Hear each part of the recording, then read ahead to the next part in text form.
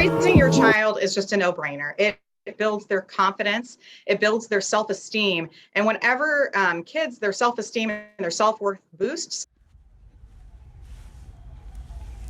निम्नलिखित उदाहरणों में संदेशों को सुने। आपने इसे इतनी जल्दी सीख लिया, तुम बहुत बुद्धिमान हो। उस चित्र को देखो, क्या वह अलग पिकासो अगला पिकासो नहीं है? तुम बहुत होशियार हो, तुमने बिना पढ़े ही 100% अंक प्राप्त कर लिए हैं। दोस्तों, यह यदि आप अधिकांश माता पिता की तरह हैं तो आप इन्हें बच्चों के विकास में सहायक, सम्मान बढ़ाने वाले संदेशों के रूप में सुनते हैं। नॉर्मली, अमूमन तौर पर हर एक पेरेंट अपने बच्चों को ये कहता है, लेकिन अधिक बारीकी से अगर सुने या देखें कि क्या आप कोई अन्य संदेश सुन सकते हैं, क्या ये बात है जो बच्चे सुनते हैं? बच्चे इस माता पिता की बात से क्या मतलब निकालते हैं, वह इस प्रकार है। अगर मैं जल्दी से कुछ नहीं सीखता, मैं स्मार्ट नहीं हूँ। मुझे कुछ भी कठिन बनाने की कोशिश नहीं करनी चाहिए। या वे देखेंगे कि मैं पिकासो नहीं हूँ। बेहतर होगा कि मैं पढ़ाई छोड़ दूँ। या वे यह नहीं सोचेंगे कि मैं मेधावी हूँ। ये बच्चे इस ढंग से सोचते हैं इस बात को जब हम बच्चों की इस तरह की तारीफ करते हैं। तुम बहुत होशियार हो, तुम बहुत प्रतिभाशाली हो, आप इतने स्वाभाविक एथलीट हैं। बच्चों की बुद्धि की प्रशंसा करना उनकी प्रेरणा को हानि पहुंचाता है और यह उनके प्रदर्शन को हानि पहुंचाता है। प्रदर्शन मीन्स परफॉर्मेंस को। लेकिन क्या बच्चों को उनकी बुद्धिमत्ता के लिए प्रशंसा पसंद नहीं है या हमें नहीं करना चाहिए? यह वास्तव में उन्हें एक बढ़ावा देता है, एक विशेष चमक देता है, लेकिन केवल एक पल के लिए।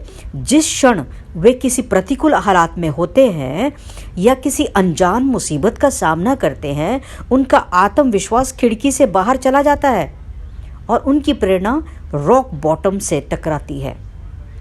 अगर सफलता का मतलब है कि वे होशियार हैं, फिर विफलता का मतलब है कि वे नालायक हैं। यही स्थिर मानसिकता है। हम यहाँ पर माइंडसेट फिक्स्ड कर लेते हैं अपना।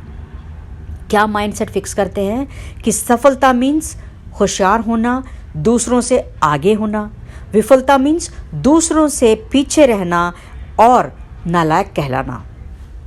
मुझे याद है कि अक्सर मेरे प्रयासों के बजाय मेरी बुद्धि की लिए प्रशंसा या निंदा की जाती थी और धीरे धीरे लेकिन निश्चित रूप से मुझे कठिन चुनौतियों का सामना करना मुश्किल होता था।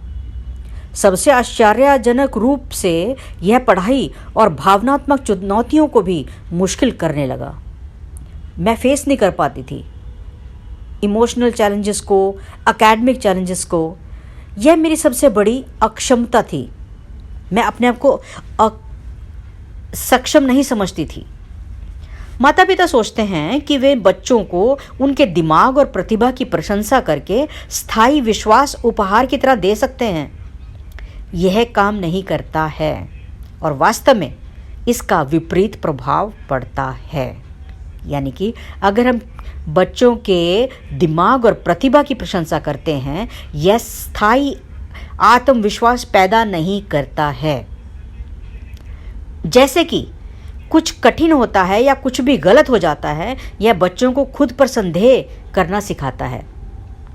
यदि माता पिता अपने बच्चों को उपहार देना ही चाहते हैं तो उनके दिमाग और प्रतिभा की तारीफ ना कर कर वह क्या करें कि जो उनके लिए बहुत एक आशीर्वाद की तरह होगा, एक ब्लेसिंग की तरह होगा। सबसे अच्छी चीज़ वो क्या कर सकते हैं, वह अपने बच्चों को यह सिखाना कि हमें कुछ खास तरह की तारीफ़ों से दूर रहना चाहिए। प्रशंसा जो उनकी बुद्धि या प्रतिभा को आंकती है, या स्तुति जिसका अर्थ है कि हमें उनके द्वारा किए गए कार्य के बजाय उनकी बुद्धिमत्ता या प्रतिभा के लिए उन पर गर्व है। उनके द्वारा किए गए कार्यों पर गर्व करना, उनके द्वारा किए गए परिश्रम, संघर्ष, संग्राम पर गर्व करना, ये माता पिता की सबसे बेहतरीन गिफ्ट हो सकता है बच्चों के लिए। यानी कि ये क्या सिखाएगा उनको? चुनौतियों से प्रेम करना सिखाएगा, यानी कि उनको संघर्ष के अनुकूल बनाना सिखाता है। गलतियों से आकर्षित, अपनी गलतियों को देखना, एक्सेप्ट करना सिखाता है।